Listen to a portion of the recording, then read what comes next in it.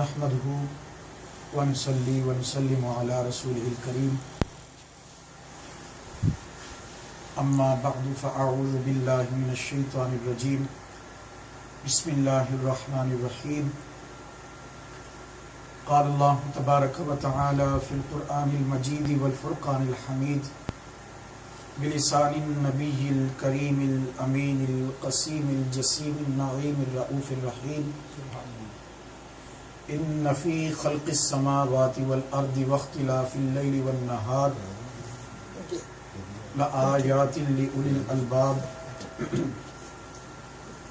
الذين يذكرون الله قياما وقعودا وعلى جنوبهم ويتفكرون في خلق السماوات والأرض ربنا ما خلقت هذا باطلا سبحانك فقنا عذاب النار صدق الله مولانا العظيم وبلغنا رسوله النبي الكريم الأمين قال الله تبارك وتعالى في شأن حبيبه صلى الله عليه وسلم إن الله وملائكته يصلون على النبي يا أيها الذين آمنوا صلوا عليه وسلموا تسليما سمل کے بلند آواز سے پڑھیں الصلاة والسلام علیک یا سیدی یا رسول اللہ وعلى آلک واصحابک یا سیدی یا حبیب اللہ الصلاة والسلام علیک یا سیدی یا نور اللہ وعلى آلک واصحابک یا سیدی یا نبی اللہ.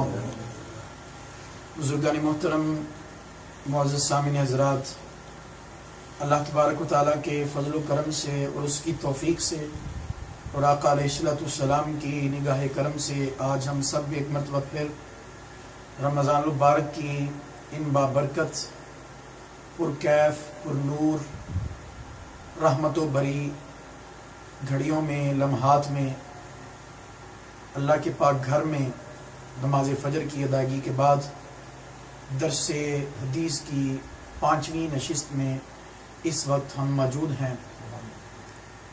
درس حدیث میں ہماری گفتگو کا جو موضوع چل رہا ہے وہ ذکر الہی کی برکات، اہمیت اور اس کے فضائل اور اس کے آداب کیا ہیں، اور اللہ تعالیٰ کے جو ذاکر بندے ہیں، ذاکرین خدا، ان کی شان و عظمت کیا ہے. تو یہ ہمارا ٹاپک چل رہا ہے. گزشتہ 2 نشستوں میں ہم نے ذکر الہی، زبان کے ساتھ اللہ کا ذکر کرنا اور دل کے ساتھ اللہ کی یاد، دل میں اللہ کی یاد، اس والے سے چند باتیں سماعت کی تھی.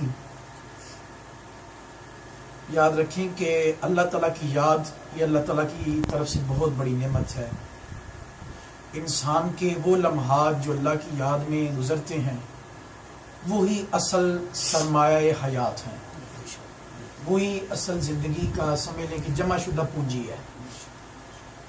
اب دیکھیں کہ جنت اتنی اعلیٰ چیز ہے جس کا ذکر قرآن نے بارہا مرتبہ کیا. جنت کی نعمتوں کا ذکر کیا، اس کی رونقوں کا ذکر کیا، اس کی سرسبزیوں کا، سرسبز و شادابی کا ذکر کیا، اس کی تر و تازگی کا ذکر کیا، جنت کی نہروں کا ذکر کیا گیا، دودھ کی نہریں، شہد کی نہریں، صاف ستھرے پانی کی نہروں کا ذکر کیا گیا، اور دیگر جنت کی بہت ساری نعمتوں کا، باغات کا، جنت کے پھلوں کا ذکر کیا گیا، وہاں کی حوروں کا ذکر کیا گیا، غلمان کا ذکر کیا گیا.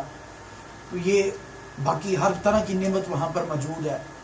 اور پھر جنت وہ اتنی اعلیٰ چیز کہ جہاں بندہ جا کے، یہاں تو ہم طرح طرح کی مصیبتوں میں، پریشانیوں میں مبتلا ہیں، غذا کھا لیں تو وہ بھی ہمارے لیے جو ہے اس کو ہضم کرنا، پھر اس کو اس کا فضلہ جو بنتا ہے اس کو باہر نکالنے کا، یہ سارے معاملات، تو ہوا کا اخراج، یہ ڈکار کا آنا، یہ بد ہضمی کا ہو جانا، پیٹ کا خراب ہو جانا، پیٹ کا درد ہو جانا، اور بہت سارے معاملات ہیں، طرح طرح کی بیماریاں، سر درد ہے، بلڈ پریشر، شوگر، تو فالج کا اٹیک ہو جانا، ہارٹ اٹیک ہو جانا، تو یہ کینسر کا ہو جانا، انتہا درجے کی یہ مختلف خطرناک قسم کی وائرس، بیماریاں طرح طرح کی.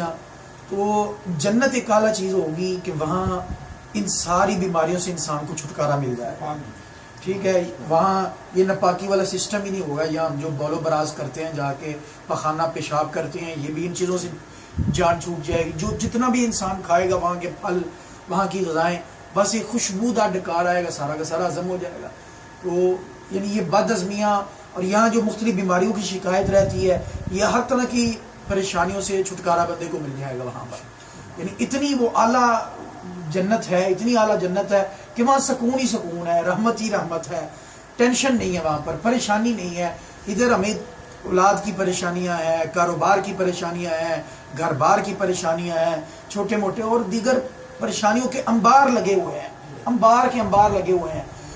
تو کوئی بندہ آپ کو یہ کہتا وہ نظر نہیں آئے گا کہ مجھے کوئی ٹینشن نہیں ہے، مجھے کوئی بیماری نہیں ہے، مجھے کوئی پریشانی نہیں ہے. ہر بندے کے اپنے دکھ ہیں. جس بندے کے پاس بیٹھ جائیں وہ آپ کو اپنے، جب وہ اپنی آپ بیتیاں سناتا ہے، اپنی پریشانیاں سناتا ہے، آپ کو ایسا لگے گا اس سے بڑا کوئی دکھی کوئی نہیں ہے، غمی کوئی نہیں ہے، پریشان.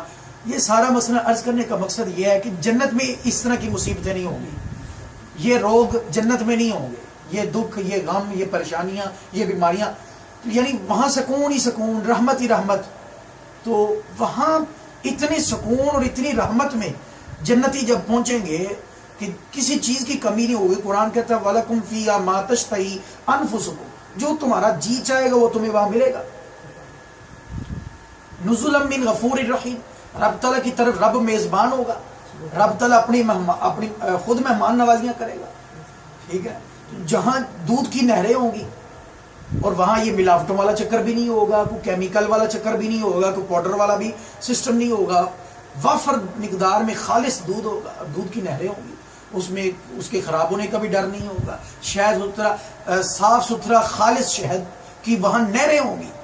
یہاں تو میں ایک بوتل جو ہے وہ خالص شہد کی نہیں مل پاتی، گارنٹی دی بھی جاتی ہے پھر بھی ڈاؤٹ ہی ہوتا ہے، شک میں ہوتے ہیں کہ پتہ نہیں یہ خالص ہے بھی یا نہیں، صرف زبان پہ یقین. لیکن وہاں تو خالص شہد کی نہریں ہوں گی. وَانْهَارٌ مِّنْ عَسَلٍ مُّصَفًّى وَانْهَارٌ مِّن مَّاءٍ غَيْرِ آسِنٍ، ایسا صاف ستھرا پانی کہ جو کبھی خراب ہونے والا نہیں، کبھی بدبو پیدا نہیں ہوگی اس میں. اتنی اعلیٰ جنت. اور جو پھر جنت میں چلا جائے گا، وہ ایک مرتبہ جو جنت میں چلا جائے گا، پھر اس اللہ تعالیٰ کا وعدہ ہے کہ اس کو پھر دوبارہ کبھی جنت سے نکالا نہیں جائے گا، وہ دائمی طور پہ پکا جنت میں چلا جائے گا. ٹھیک ہے، یہاں ہمیں کچھ نعمتیں ملتی ہیں، کچھ لمحے بعد وہ ہم سے چھین بھی جاتی ہیں. انسان کا پتہ ہی نہیں، ایک لمحے میں وہ غریب بھی ہو سکتا ہے، اس سے کوئی نعمت چھین بھی سکتی ہے. ٹھیک ہے، بڑے ایسے معاملات، بڑے لوگ ان کے پاس کئی گھر بھی ہوتے ہیں لیکن زندگی ایسے کایا پلٹتی ہے، وہ خود مقروض اتنے ہو جاتے ہیں، وہ گھر سارے بیچ کے بھی قرضہ نہیں اترتا، سود کے چکروں میں پڑ جاتے ہیں، قرض لے لیتے ہیں، اس کی قسطیں اتارنے کے چکروں میں. پاکستان اس طرح کے بہت سارے قصے سننے میں ملتے ہیں، واقعات ایسے سننے میں ملتے ہیں.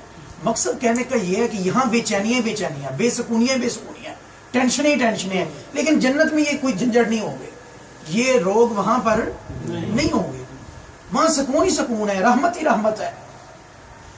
اور اتنا سا، اور پھر یہاں ایک دوسرے کے بارے میں بغض یہ کی بیماریاں ہیں، حسد کی بیماریاں ہیں. کسی کے پاس کوئی نعمت دیکھی تو دل میں حسد، جلن شروع ہو گئی، حسد شروع ہو گیا کہ اس کے پاس یہ کیوں ہے، اس کے پاس نہیں ہونا چاہیے، یہ کیا ہو گیا، مجھے کیوں نہیں، میرے پاس کیوں نہیں.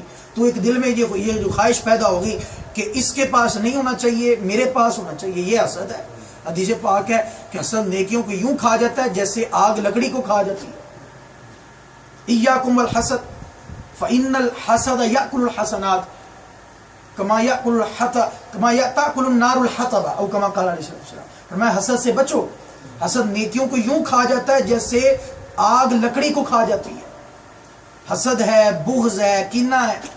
لیکن جب جنتی جنت میں جائیں گے تو اللہ تعالیٰ قرآن میں فرماتا ہے وَنَزَعْنَا مَا فِي صُدُورِهِم مِّن غِلٍّ إِخْوَانًا. قیامت کے دن جب جنتی جنت میں جائیں گے، سب کے سینے بغض، کینے، حسد سے پاک کر دیے جائیں گے. کسی کے سینے میں کوئی بغض نہیں ہوگا، کوئی کینہ نہیں ہوگا، کوئی حسد نہیں ہوگا. وہاں سارے کئی اوپر والے درجے میں ہوں گے، کوئی نچلے درجے میں ہوں گے، کوئی درمیانی طبقے میں ہوں گے، لیکن کوئی کسی سے بغض نہیں کرے گا، کسی سے جلن نہیں کرے گا، حسد نہیں کرے گا. اللہ تعالیٰ جنتیوں کی نشانی، وہ آپس میں بھائی بھائی بن جائیں گے اور ہر ایک کا سینہ جو ہے وہ ان کے کینے سے پاک کر دیے جائیں گے. کوئی سینے میں کینہ نہیں، بغض نہیں. یہاں تو مثلا چھوٹی چھوٹی بات پہ لڑائیاں ہیں، جھگڑے ہیں، عداوتیں ہیں، دشمنیاں ہیں، نفرتیں ہیں، بغض ہے، حسد ہے، کینہ، وہاں یہ ساری چیزیں اللہ تعالیٰ مطلب ونزعنا، ہم نکال دیں گے، کھینچ کر نکال دیں گے. ونزعنا ما فی صدورہم من غل، جو بھی ان کے سینوں میں غل کہتے ہیں بغض، کینہ، یہ سارا کچھ نکال دیں گے. اخواناً، بھائی بھائی بنا دیں گے، اور ایک دوسرے کو خوش ہوئیں گے مل کر، ایسے صاف ستھرے. یہ جنت کا ماحول ہوگا، یہ ایک جنت کا ماحول ہوگا. اب وہاں یہ سارا میں نے جو اتنا میں نے عرض کیا ہے قرآن کی روشنی میں، پورا ایک جنت کا جو نقشہ آپ کے سامنے کھینچا ہے، یہ مقصد بیان کرنے کا یہاں کہ وہاں تو دکھ ہونا ہی کوئی نہیں، لیکن وہاں جنتی اتنے سکون میں پہنچ کر بھی، اتنے سکون میں، اتنی راحت میں پہنچ کر بھی ایک چیز پہ افسوس کرے، ایک چیز کی انہیں حسرت ہو. اتنی سکون اور اتنی راحت میں پہنچ کر بھی، اتنے عیش میں پہنچ کر، اتنی نعمتیں پا کر، اتنی عالی شان جنت پا کر، پھر بھی وہ ایک چیز پر افسوس کرے گے. وہاں انہیں ایک چیز کا غم ہوگا، ایک چیز کا انہیں غم. وہاں پر بھی اتنی راحت، اتنا سکون اور جنت کی اتنی اعلیٰ نعمتوں کو پا کر بھی انہیں ایک چیز کا غم ہوگا، اور وہ غم یہ ہوگا کہ وہ گھڑیاں جو ہم نے دنیا میں بغیر ذکر کے اور بغیر یاد کے گزاری، کاش وہ لمحے بھی اللہ کی یاد میں گزر جاتے، کاش وہ لمحے بھی اللہ کی یاد. اتنا سکون راحت سب کچھ پانے کے باوجود وہ غم کریں گے، افسوس کریں گے، حسرت کریں گے، کاش ہم نے یہ چند گھڑیاں جو رب کی یاد میں گزاری اس کے صدقے میں اتنا انعام مل گیا، تو وہ جو لمحے ہم نے غفلت میں گزار دیے، کاش وہ جو غفلت میں گزرے ہوئے لمحات، کاش ہم وہ بھی اللہ کی یاد میں ہی گزار دیتے تو کتنا اچھا ہوتا. لیکن اب گیا وقت واپس نہیں آتا. عربی کا ایک محاورہ ہے، مقولہ ہے، لا تصاب الفرص فی کل وقت، موقع بار بار نہیں ملا کرتے، گیا وقت دوبارہ واپس نہیں آتا، اب موقع ہے. تو یہ دیکھیں حدیث پاک میں فرمایا جنتی وہاں جا کے زندگی کے دنیا کے ان لمحات پر افسوس کریں گے جو انہوں نے بغیر یاد خدا کے، اللہ کی یاد کے بغیر گزار دیے، اللہ کی یاد کے بغیر. اس لیے یہ ہمیں تو یہ دیکھیں نا، یہ بھی کرم نہیں ہے کہ ادھر کے سارے معاملات ادھر بتا دیے گئے، کہ تمہیں آگاہ کر دیا جا رہا ہے، تمہیں پہلے بشے کیا جا رہا ہے، انفارم کیا جا رہا ہے، مطلع کیا جا رہا ہے کہ یہ ادھر جا کے تمہیں پہلے بتایا، ادھر نہ افسوس کرنا، ادھر ہی اپنے آپ کو سنبھال لو، زیادہ سے زیادہ وقت اللہ کی یاد میں بتاؤ. اور اللہ کی یاد میں وقت بتانے کا یہ بھی مطلب نہیں ہے کہ ہر وقت بندہ اللہ اللہ اللہ کرتا رہے، یہ مراد نہیں ہے. اچھی بات ہے ہر وقت زبان پر اللہ کا ذکر رہے، بہت اچھی بات ہے، زبان پر مختلف قسم کے ورد، وظائف، کلمے یہ جاری رہنے چاہیے، لیکن اس سے صرف یہی مراد نہیں ہے، اس سے صرف یہی مراد نہیں ہے کہ آپ جو ہے بس زبان سے اللہ اللہ اللہ اللہ کرتے رہیں 24 گھنٹے، اس سے یہ مراد نہیں ہے. اس سے مراد یہ ہے کہ رب کی یاد دل میں بس رہا ہے، رب کی یاد. آپ ظاہراً اپنے کام بھی کر رہے ہیں، اپنی جاب بھی کر رہے ہیں، گاڑی بھی چلا رہے ہیں، معاملہ سارے چل رہے ہیں، لیکن دل میں اللہ کی یاد بسی ہوئی ہے. بندہ بس ہر وقت رب تعالیٰ کی یاد میں کسی نہ کسی شکل میں، کسی نہ کسی صورت میں جی رہا ہے. مثلا گاڑی چلا رہے ہیں، سوچ رہے ہیں یار یہ اللہ نے دماغ دیا ہے، یہ آنکھیں دی ہیں، تو یہ نظر دی ہوئی ہے، تو یہ سوچ دی ہوئی ہے، تو میں گاڑی، تو یہ جو آپ سوچ رہے ہیں نا، یہ بھی اللہ کی یاد ہے، یہ بھی اللہ کی ایک یاد کی صورت ہے. آپ گھر میں بیٹھے ہیں، بچوں کو دیکھتے ہیں، اپنے بچوں کو، یار یہ بچے بھی اللہ کی نعمت ہیں، اولاد اللہ کی نعمت ہے. آپ بچوں کو دیکھ کے یہ تصور لا رہے ہیں کہ اللہ کا فضل ہے، اللہ کا کرم ہے، اللہ نے مجھے، اور دل میں دعا بھی کر رہے ہیں یا اللہ ان کو نیک بنانا، ان کو صالح بنانا، ان کو فرما بردار بنانا. تو یہ جو آپ ذہن میں خیال لا رہے ہیں، یہ بھی اللہ کی یاد ہے. آپ کے پاس کھانا پڑا ہے، آپ کھانا کھا رہے ہیں، کھا تو کھانا رہے ہیں نا، آپ غذا کھا رہے ہیں. آپ سوچیں کہ اللہ نے کیسی کیسی نعمتیں ہمارے لیے پیدا کر دی ہوں، ان چیزوں کے بارے میں غور کرنا شروع کر دیں. یہ اللہ تعالیٰ کی نعمتیں ہیں، یہ مشروبات مختلف قسم کے ہیں، کتنے ذائقے دار کھانے اللہ تعالیٰ نے انسان کے لیے. یہ جو آپ سوچ رہے ہیں نا کھانے کے بارے میں، اللہ کی کتنی نعمتیں ہیں، یہ بھی اللہ کی یاد ہے. یہ پورا اس طرح پوری 24 گھنٹے اللہ کی یاد. مثلا اس وقت ہم بیٹھے ہیں، ظاہراً تو ہم اللہ اللہ نہیں کر رہے، کچھ نہیں پڑھ رہے، لیکن اس وقت ہی آپ بیٹھے کہ اللہ نے کرم کیا ہوا ہے، اللہ نے توفیق دی ہوئی ہے، اس ہم نیک مجلس میں بیٹھے ہوئے ہیں، درس حدیث کی مجلس میں ہم درس سن رہے ہیں، ٹھیک ہے، اللہ کے گھر میں بیٹھے ہوئے ہیں، اعتکاف کی توفیق ملی ہوئی ہے. تو یہ خیالات کا پیدا ہونا ہی اللہ کی یاد ہے.